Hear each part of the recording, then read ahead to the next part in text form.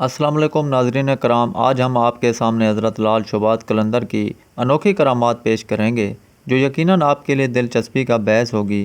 حضرت لال شہباز قلندر کی یہ بہت مشہور کرامت ہے کہ جب آپ نے قلندری گدڑی پہنی تو ہندوستان کے دور دراز علاقوں میں تبلیغ دین کی غرض سے پھرنا شروع کیا۔ بہت سے مقامات پہ آپ سے کرامات کا ظہور بھی ہوا۔ کہا جاتا ہے کہ آپ اکثر شیر کی سواری کیا کرتے اور ایک سیاہ رنگ کا سانپ چابک کی طرح ہاتھ میں پکڑے رکھتے تھے۔ اسی حالت میں پھرتے پھراتے ایک دن آپ حضرت بو علی قلندر پانی فقیر رحمۃ اللہ علیہ کے آستان مبارک پر جا پہنچے اور ان کے مہمان ہوئے۔ واپسی پر جب آپ سیون دوبارہ تشریف لائے تو یہاں پر بہت سارے لوگ آپ کی عقیدت مند ہوئے۔ آپ رحمۃ اللہ علیہ کے پاس آنے والا کوئی بھی مریض مایوس نہیں لوٹتا تھا۔ وہ آپ رحمۃ اللہ علیہ کی دعا کے طفیل بفضل باری تعالیٰ صحت یاب ہو کر واپس جاتا۔ آپ رحمۃ اللہ علیہ جب کسی مریض کو دیکھتے گہری نظریں جما دیتے اور اپنا ہاتھ اس کے جسم پر رکھتے۔ آپ فرماتے تھے، اے بیماری، میں تمہیں اللہ کے نام کا واسطہ دیتا ہوں، تو اس کے پاس سے چلی جا، اور وہ اس کے پاس سے چلی جایا کرتی تھی۔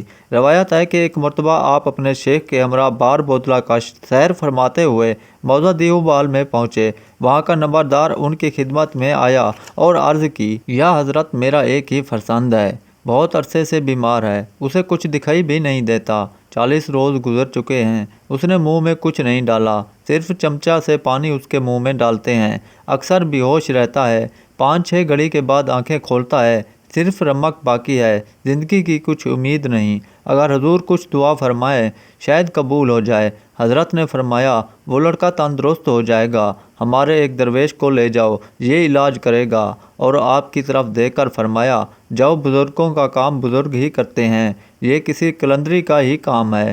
آپ تسلیمات جا لا کر ان کے گھر چلے گئے اور بیمار کی چارپائی کے قریب بیٹھ گئے اور پوچھا، کلام بھی کر سکتا ہے یا نہیں؟ اس کی والدہ نے فرمایا، یا حضرت، اس پر باوجہ کمزوری آنکھ کھولنا بھی مشکل ہے، تو کلام کیسا؟ آپ نے فرمایا، اس کو بلواؤ۔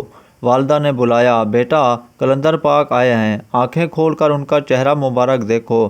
بیمار نے آنکھیں کھولی، آپ کے دیدار سے اس کے رگوں میں طاقت پیدا ہو گئی۔ آپ نے فرمایا، کچھ کھاؤ گے؟ اس نے عرض کی، اگر کھچڑی ہو تو شاید کھا سکوں۔ اس کے کہنے پر فی الفور کھچڑی تیار کروائی گئی۔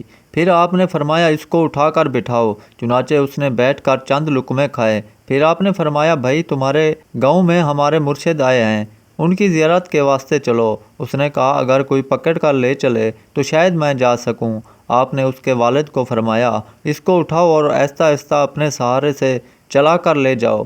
جب وہ حویلی سے باہر نکلے تو آپ نے فرمایا، اس کو چھوڑ دو، خود بخود چلے گا۔ والد نے چھوڑ دیا، چنانچہ وہ بغیر کسی سہارے کے آپ کے مرشد کے پاس حاضر ہوا۔ حضرت صاحب کمال خوش ہوئے، آپ کی طرف نظر کر کے فرمایا، آؤ بابا، آ گئے، وہاں قلندروں کا کام قلندر ہی کرتے ہیں، تم میرے پہلوان ہو۔ اسی روز سے آپ کو سخی کا لقب بھی ملا اور وہ شخص بالکل تندرست ہو گیا۔ دوستو، یہ شان ہوتی ہے اولیاء اللہ کی۔ امید کرتا ہوں کہ آج کی ویڈیو آپ کو پسند آئی ہوگی، تو جاتے ہوئے ویڈیو کو لائک ضرور کر دینا۔